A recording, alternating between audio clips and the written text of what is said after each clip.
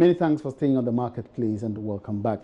Now, fronting for international oil companies by Ghanaian individuals and entities is criminal. That's according to Deputy Energy Minister Dr. Mohammed Amin Adam. Despite existing petroleum regulations, some local entities front for international companies in order to obtain oil blocks for exploratory activities. But Dr. Adam, in an interview, tells Joy Business government is resolved to make Ghana's industry very transparent and more accountable, and that the general petroleum regulations will be strictly adhered to. The law that set up Petroleum Commission frowns on fronting. Our local content regulations frown on fronting. So fronting is criminal, it's criminalized by our laws. We need to be able to enforce these regulations to ensure that we don't promote fronting. But there is the other side to it. People are so intelligent. They will find ways to flout the rules.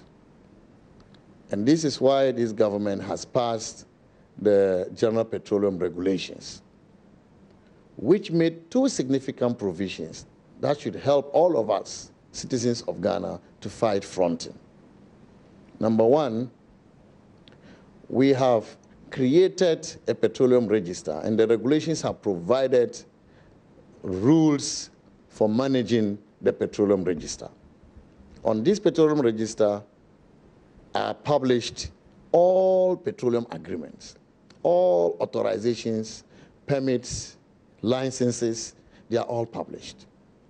And so, if you want to know who are the owners of a petroleum agreement, or the contractors involved in a petroleum agreement, you can go to the petroleum register and see for yourself the content and the signatories on the government side, but also on the contractor side. The second one is the provision in this regulation which now makes it mandatory for information on beneficial owners to be published. We've never had regulations like that in Ghana.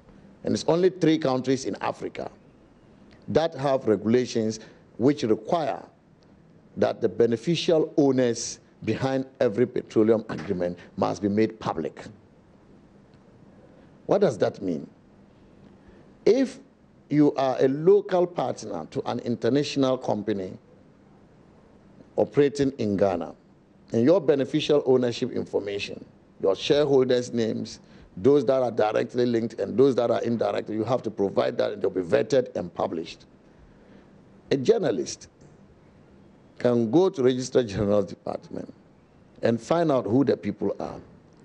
A journalist can do background search on those people to find out whether these people, they deserve or they have capability to provide 200 million United States dollars to meet their cash calls in an oil block, or they cannot.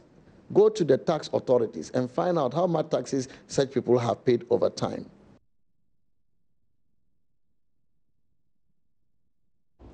Now, Ghana has dropped 2 ranks in the latest Global Competitiveness Index report by the World Economic Forum. The index saw Ghana drop by 2 positions from 104 to 106th out of the 140 economies reviewed. So what accounted for this decline, and what can the indicators tell us? This is Philip Namfuri's report presented to you. The rankings measured 140 countries on 12 indicators over a 1-year period and tried to assess the various regulatory measures implemented by governments to improve the business environment. These include infrastructure, ICT adoption, health, macroeconomic stability, skills, product market, as well as the labor market. The rest are financial markets, market size, business dynamics, and innovation. The country dropped heavily in all the basic indicators used in assessing the country in this report. This is because despite the increase in the score of these parameters, the review of the indicators by the World Economic Forum meant that performance did not influence the country's rankings and also increase in the number of countries reviewed. For instance, when it comes to macroeconomic stability, which looked at the economic environment, Ghana dropped from 131 to 132 out of 140 economies reviewed. Ghana also lost ground when it came to improving the financial sector for firms to operate. However, despite this challenging performance at a global level, Ghana was ranked as the 7th best in sub-Saharan Africa. Regarding the best place for doing business, the most competitive in West African region, followed by Senegal and Ivory Coast. The results from the Global Competitive Index rankings can be described as interesting, looking at the fact that most of the reforms that government might have implemented was not considered in this review over the past 1 year. All right, so Philip Namfuri has just joined me in the studio here to throw more light on this particular report. Now, Philip, you're welcome to the market. Thank you. Now, what exactly is this competitive report and what does it seek to achieve? Okay, so the Global Competitiveness Index report by the World Economic Forum has ranked 140 economies across the globe based on the levels of productivity. So they look at a number of parameters, benchmarks or measures to see how competitive your country is with regards to other economies in the world. And is it an annual report that has come out annually? Yes, it's a report that's done on a yearly basis. The last one covered developments from 2017 to 2018. This one covered developments from 2018 to 2019. So it's to look at events that have happened, chronicle these events, and present it in that year. So what we have is events from last year to this year. All right, so we can catch a glimpse of the report here on the screens. Yes, and that's Ghana's performance with regards to our competitiveness. And you can see our rank up there, 106th over 140 countries. Last year, we were at 104 or 104th position over 135 countries. But 5 more countries have been added to this year. So what does it mean, dropping 2 places? What did we not do well, and what exactly does it tell us? So I'll get into the pillars, or what I said, the benchmarks of the measures. There are 12 of them. The first one has got to do with institutions. The second one has got to do with infrastructure. Third one, ICT adoption. Fourth one, macroeconomic stability, and I'll come back to that point. Fifth one, health. Sixth, skills. Seventh, product market. Eighth, labor market. Ninth, financial system. 10th, market size. 11th, business dynamism. And 12th, innovation capability. Okay. Under each of these 12 pillars I've mentioned, there are a number of indicators under them also that will describe how best the country is performing in that category. So if you look at macroeconomic stability like this, our ranking is 132nd out of 140 countries. On the surface of it, it will look bad. But the parameters they used, or the indicators they used, were our inflation and our debt dynamics. And you can see that those two will account for macroeconomic stability. So if you look at all the 140 countries, we were 132nd out of those 140 countries, and that's 8 points from being last. Okay. Yeah. That's not too good. Yeah, that's not too good. It's like it's like going to school and then you write a mock and then they paste the results. But I remember I wrote a mock and where I was, I wasn't too happy. You are first from or second from the bottom. Exactly. So yeah, those are some of the dynamics. But let's look at the global performance of the various economies. How does it look like? Okay, so the US was the most competitive economy in the world, and others came under Germany, Japan, Singapore. But the US, if you look at the dynamics, for example, I was watching something from the World Economic Forum, and the US labor market, their financial system, are very strong. One thing that the report highlighted about the US was that their penchant for innovation and business disruption was one of the reasons why they were very competitive. So there are a lot of tech companies coming out of the US, businesses are coming out, things are always being changed. There's a high level of dynamism in that economy. So yes, you'd say that the US, yes, indeed, got the first position. And there's an average score. The average score is 60. And Ghana fell behind. We're at 51.3. The US was about 86.3 with regards to its score. And thus, it was the first. So if you look at it in comparison to US, we are way behind. Way behind. What about the sub-Saharan region? Thank you very much. So if you look at the sub-Saharan region, a country like Mauritius came first. And I want to just go and refer to this. Yes, so Mauritius was first, South Africa came second, Seychelles came third, Botswana came fourth, Kenya came fifth, Namibia, I beg your pardon, was sixth. Ghana, surprisingly, passed Nigeria and Cote d'Ivoire. And they came in at 114th for Cote d'Ivoire and 115th for Nigeria. So, some of these reports, investors and interested parties will look at them to examine how strong your economy is. I know you are familiar with the World Bank's ease of doing business reports and others. These are things that investors, the investing community, even general public will look at to see how best your country is performing. And on the surface of it, if you look at this, then you say that we're not doing too well with regards to our competitiveness. Okay. But that notwithstanding, in some of the key indicators, like I mentioned, there are 12 pillars. Underneath are the indicators. We've done very well in some areas. It's a very wide report. You can find it on the World Economic Forum website, I beg your pardon, and you can highlight on Ghana's performance to learn more. One thing I'd like to add is that I'm quoting from the report directly, and it says, the results of the Global Competitive Index 4.0 reveal the sobering conclusion that most economies are far from the competitiveness frontier, the aggregate ideal across all factors of competitiveness. In fact, the global average score of 60 suggests that many economies have yet to implement the measures that would enhance their long-term growth and resilience and broaden opportunities for their populations. Okay. What it simply seems to say is that as time goes on, economies or countries should make sure that they put in robust measures. Like Ghana, we see our regulatory reforms and stuff like that. If you have problems in our financial sector like we have now, under the financial system part, it will be captured as a drop, because now we've experienced some challenges and we know that it's going to affect growth eventually. So yes, it's a very broad report, but Ghana's performance was 106 out of 140 countries with a score of 51. What can we do to actually move up the rankings in future? Well, it's all down to the reforms we will put in place. Like I mentioned about America's financial system. Anytime you mention a big financial system, Wall Street comes to your mind. They are very robust, they are very dynamic. We need to put in strong measures that will ensure that our country, Ghana in particular, will take advantage of such good reforms. And I'm sure as time goes on, the government will roll out such things to strengthen the business environment in the country. All right, thank you very much. Philip Namfuri is our in-house analyst. He's been sharing his thoughts on the latest competitive rankings by the World Economic Forum, where Ghana is currently placing 106th, 2 points down from 104 earlier. Away from that, the Ghana Statistical Service has estimated the growth rate of the economy, including oil, for the second quarter of the year at 5.4% year-on-year, even though it's considered a slow growth as compared with the figure recorded for the same period last year, which was 11.1%.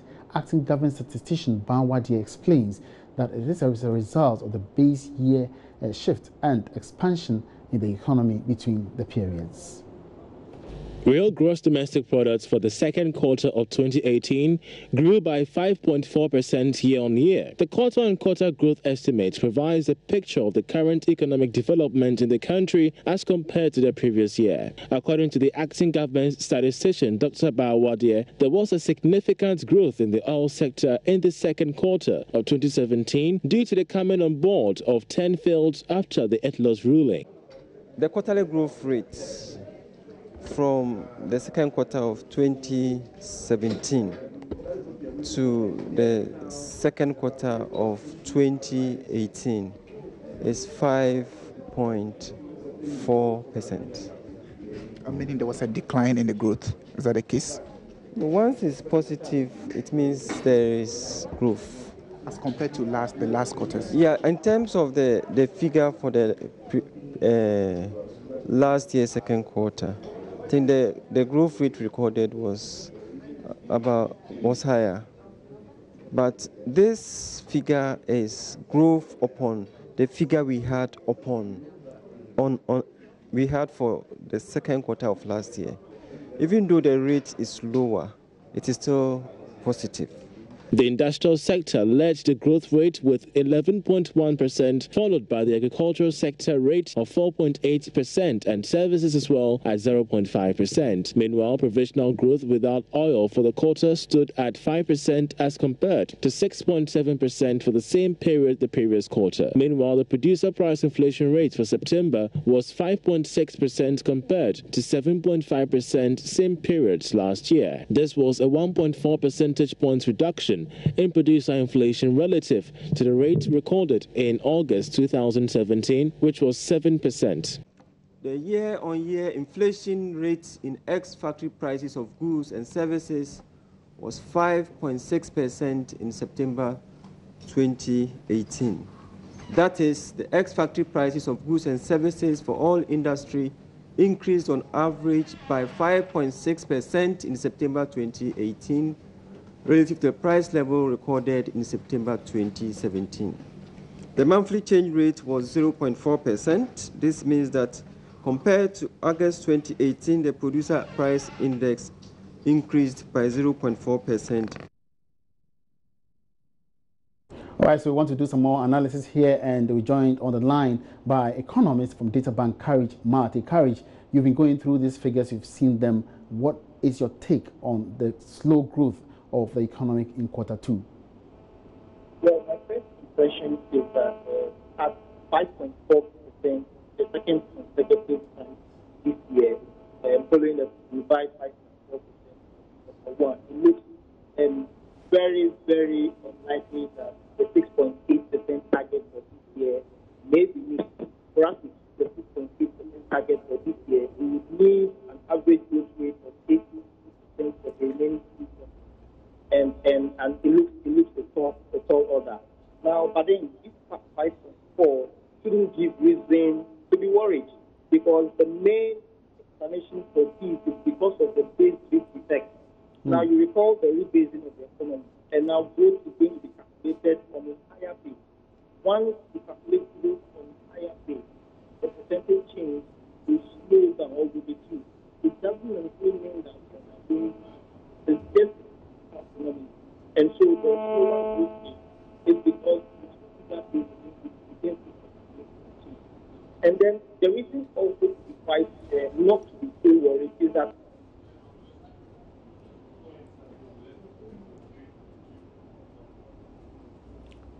Sincerely apologize. We lost the Courage Marty there on the line. We'll bring him again on our subsequent bulletins on this very same topic. Now, it was once a vital crop in Ghana's agric sector, producing about 300,000 tons in the early 60s as raw materials for textile production. However, the cotton industry is almost faded away following the decline in the fortunes of the Ghana Cotton Company Limited. The following report by Karen Dodu explores the remains of the once vibrant industry and how it could be revived. Now Rianco Cotton Ghana Limited. This factory, located in Tamale, used to be one of the major production sites for cotton production in Ghana. The agricultural commodity producing company, Rianco Ghana, took over the then Ghana Cotton Company Limited in 2011, which was facing some challenges. Years down the line, and the story is no different for Rianco. Chief Accountant Aliu Basha Mohammed tells me how a decline in seed cotton supply is crippling their business. Once the farmer is not making money, that particular farmer will not be motivated to do the production. When you take 2014-2015 season, we paid a seed cotton price of 2 CD 10 pesos to a farmer. Now the following year, this price dropped to 1 CD 60 pesos. Now as a farmer, this particular decrease in price will certainly affect you. In its first season of production, the company produced about 4,500 metric tons of seed cotton. As an effect of the inconsistency on the part of the farmers, production level continued to drop, reaching 2,000 metric tons in 2015-2016 cotton season. A tour around the factory shows a sorry sight. Most of the tractors and trucks, which could be used for production, lie dormant. All this here that I'm standing on is seed cotton. Now the season has not yet started for them, but then this one they have here, they're going to use them after the maintenance works that are ongoing. Now on a good day or during their peak season, they have about 7 warehouses and they are filled to the top with seed cotton. Then it is sucked through this tunnel here, goes into the factory, and then the processing is done. But then because the volumes that they require, they are not able to meet that supply, they are only able to do about 3 to 4 now. And all this here is seed cotton that is processed into fine cotton and then later used for fabric. For the machinery and equipment for production, the company has it all. All it needs is the adequate supply for production. Although not enough, the company gets its raw materials from a few farmers in the Upper West and Upper East regions. As a way of increasing its raw materials, the company has started its own cotton farm. This 5-hectare piece of land is expected to produce some tons for production. So this is the cotton plant. This is how it looks. I don't know why I always imagined it a big tree. But then when the ball opens, this is how it looks. And so the cotton is picked out like this. It's hand-picked. And that is a lot of work for the farmers. So this is what it goes through. And then you get your fine cotton. Processing is done and then the seeds are taken out. Cotton production expanded rapidly in the early and mid-1970s, reaching 24,000 tons in 1977, but fell back to 1/3 of this figure in 1989. As part of plans to improve the cotton industry, the late President John Evans Atta Mills launched the Cotton Sector Revival Strategy, also known as the White Gold Project. However, it did not succeed. Executive Director of the Cotton Development Authority, James Rio, explains why. The companies and government came together to say that, look, we want to have a stop of this mess. So let's come out with something called zoning. So zoning was piloted in 1999. And then in 2001, it was established. So the whole production area was zoned to all the companies. Now, in trying to zone the production area, some of the companies fell out. Because they initially were not investing in the cotton sector, but they just used to go and buy cotton. So now that they have to get an area to produce, they felt it was better to just stop. Then those that were available, they were given the various areas. But at the end of it all, most of them fell on the way because they couldn't pre-finance farmers. And definitely because of the mess that they created, the kind of stealing and pushing diversion of input and fertilizer that came in, it was a bad situation for the company. So even though companies fell out on the way, leaving by 2007, it was just left with 4 companies. All the same, the problem had been created. So it was very difficult now for the cotton industry to be revived. Africa's leading producer of cotton and the world's 10th largest, Burkina Faso, accounts for an average of 3% of global exports since 2000. Mr. Rio explained how having a stabilization fund like that of Mali and Burkina Faso has helped sustain their booming cotton industry. Stabilization fund is one that we should all crave for. In all the countries that you see cotton doing well, they all have backup funds or stabilization fund that in case the world market drops, the farmer definitely is going to take lower money because the local price will also drop. Government comes out with that stabilization fund to cushion the farmer. So anywhere you have seen cotton doing well, they have this stabilization fund. Even though China is world number 2, they even have subsidy on cotton prices. So their price is 40% higher than international price. Whilst cotton is an international commodity, Winkle Cotton is a private company. We should have a stabilization fund being led by government so that at any point in time, the farmer is guaranteed a price that he will be getting. So that even if the international market is going down, government can stabilize the company through the stabilization fund, then the company can pay the farmer a good price. He, however, assures that all hope is not lost, as government has more plans for the cotton industry. The current government is also in discussion with the China Machinery Engineering Center. They are also interested in bringing in machinery that can be used by the cotton farmers to help in land preparation, spraying, and other agronomic measures. For Ghana, he believes the solution will be the enforcement of strict regulations in the sector. Government should put in place a regulatory body That was the first thing. So government felt that it was a good advice. So they went back to revisit their old Cotton Development Board and said that, well, let's go back and take the Cotton Development Board Act. By then, after some time, Cotton Development Board became Cotton Development Authority. So let's go and take the Cotton Development Authority Act and see whether we can amend it to suit our current purpose. So now that they went for it, we had to send it to Attorney General for the amendment to take place. And by the end of 2016, of course, the government was off. A new government came, but the minister sent the Amendment Act to Attorney General. Since then, it has been forth and front. Well, until the act is passed, perhaps Ghana will only have memories of the once booming cotton industry to live on with. For Joy Business, Karen Dudu. And on that rather elaborate expose of the cotton industry, we draw the curtains down on this afternoon's edition of The Marketplace. It's been great having you on board. My name is Emmanuel Abuaji. Have a good afternoon.